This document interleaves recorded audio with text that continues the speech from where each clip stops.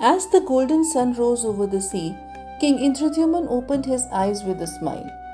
He had seen something magical in his dream. Lord Vishnu, glowing with divine light, gently smiling at him. Build my home by the sea, dear king, and I will come, the Lord had said. The king sat up and quickly told Queen Gundicha about the dream. She folded her hands and whispered, It's a blessing. Let's thank him first. Together they lit the lamp in the royal temple, offered flowers, and thanked Lord Vishnu for his guidance.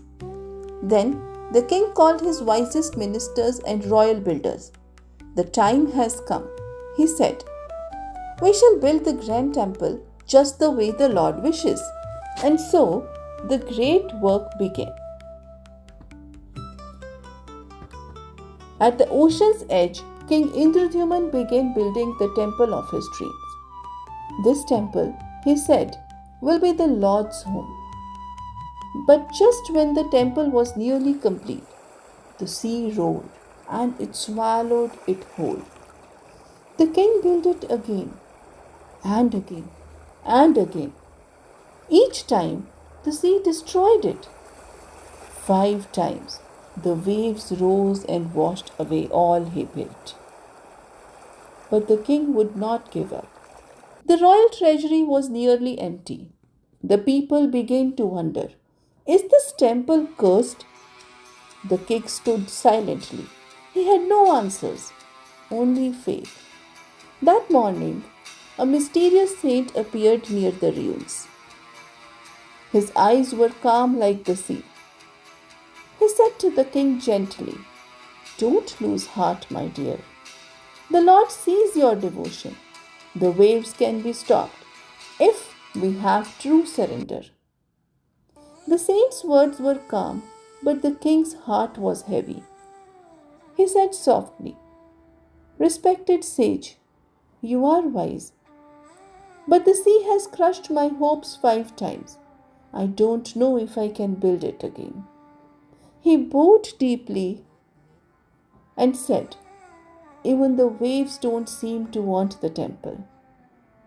That night, as the king slept, Lord Vishnu came again in his dream. The divine voice said, O noble king, don't lose faith now. The one who stood before you is not an ordinary man. He is sent by me. Take his help. The time has come. The king woke up with tears in his eyes and new strength in his soul. He told his wife about the dream. She said, We must search for the saint as Lord himself has indicated to take his help. But the king expressed his concern. We don't have sufficient royal treasury now. We can't create the temple again. Queen Gundicha immediately brought her precious ornaments and placed them before the king. Her eyes shone brighter than her jewels. She said, When some things keep going wrong, we feel like giving up. Real strength is not giving up, but it never losing heart. The king held her hands gratefully. With the queen's gift, with the saint's words, and with the Lord's dream still glowing his heart, the king restarted the temple work. The stones were carved, the pillars were painted, the chants echoed in the wind again. But deep inside, the king whispered to himself, O Lord, I am building it once more. I trust you. But will the sea come again? Still he kept going, because sometimes faith means walking even when the road looks broken. At last, the temple was finished. Beautiful, tall, shining like the morning sun. But then, the sea began to rise.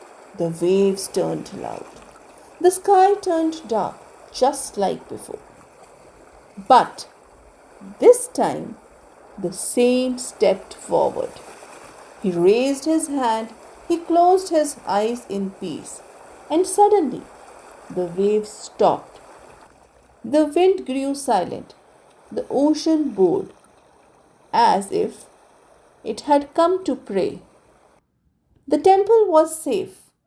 The king's dream had come true. Even when things go wrong again and again, if your heart is full of love and your mind is calm like the saint, even the wildest sea will listen to you. But wait, the temple was built, but where was God? No idol stood in the sanctum. Then one day, a mysterious saint whispered, "The temple is beautiful, but it's missing something divine." What was missing? So, to know more, please watch the next part.